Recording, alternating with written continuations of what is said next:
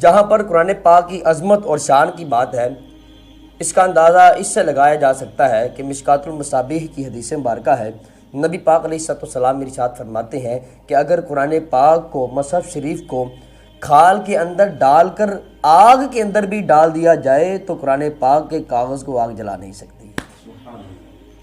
کیسی عظمت ہے اور کیسی شان ہے قرآن پاک کی۔ مفتی احمد یحییٰ نعیمی رحمۃ اللہ تعالیٰ علیہ اس حدیث مبارکہ کی شرح میں فرماتے ہیں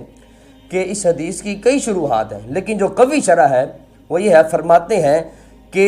جس آگ کا ذکر حدیث مبارکہ میں ہوا وہ آگ جہنم کی آگ ہے، اور آپ کو پتہ ہے، آپ نے سن رکھا ہے کہ وہ آگ کیسی آگ ہوگی، وہ دہکتی ہوئی آگ ہوگی، وہ تپتی ہوئی آگ ہوگی۔ اگر جہنم کے قریب گرم پانی کر دیا جائے تو اس گرم پانی کی تپش سے بندے کی کھال جڑ جاتی ہے، اگر آگ کو آگے کر دیا جائے تو انسان کا کیا بنے گا۔ فرماتے ہیں اگر قرآن پاک کو کھال کے اندر ڈال کر جہنم کی اس آگ کے اندر ڈال دیا جائے تو قرآن پاک کے کاغذ کو جہنم کی آگ بھی نہیں جلا سکتی ہے۔ تو یہ بات ہے، جہنم کی آگ قرآن کو نہیں جلا سکتی ہے، لیکن جس سینے میں پورے کا پورا قرآن ہوگا، جس دماغ میں پورے کا پورا قرآن ہوگا، اس سینے کو اور اس دماغ کو جہنم کی آگ کیسے جلا سکے گی۔